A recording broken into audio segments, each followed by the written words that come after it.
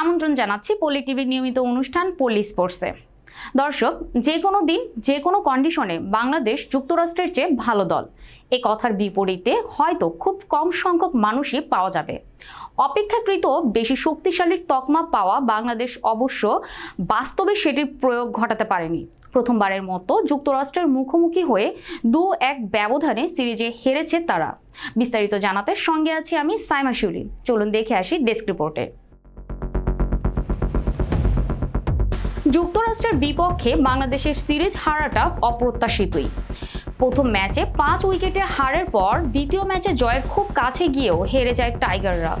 তবে শেষ ম্যাচে স্বস্তির জয় দিয়ে হোয়াইট ওয়াশ এড়িয়েছেন লাল সবুজের প্রতিনিধি দল। তবুও হতাশা আড়াল করতে পারলেন না অধিনায়ক নাজমুল হোসেন শান্ত। শেষ ম্যাচ জিতলেও সিরিজ হারের কারণে হতাশা ঝরছে শান্তর কণ্ঠে। নিজেরা ভালো খেলেননি দাবি করে ম্যাচ শেষে প্রেজেন্টেশনে তিনি বলেন, ছেলেরা নিজেদের ভূমিকা ভালোভাবে পালন করেছে। সিরিজ হারটা খুবই হতাশাজনক। সত্যি বলতে আমরা ভালো খেলিনি। সিরিজ হেরে গেলেও এখান থেকে প্রেরণা নিতে চাইছে বাংলাদেশ। শেষ ম্যাচে জয়ের আত্মবিশ্বাসটা বিশ্বকাপের কাজে লাগাতে পারে বলে মনে করেন শান্ত।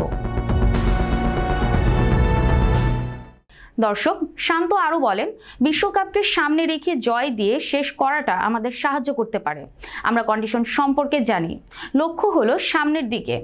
আজ এই পর্যন্তই। পরবর্তী পর্বে হাজির হওয়ার প্রত্যাশা নিয়ে আজকের মতো বিদায় নিচ্ছি। আল্লাহ হাফেজ।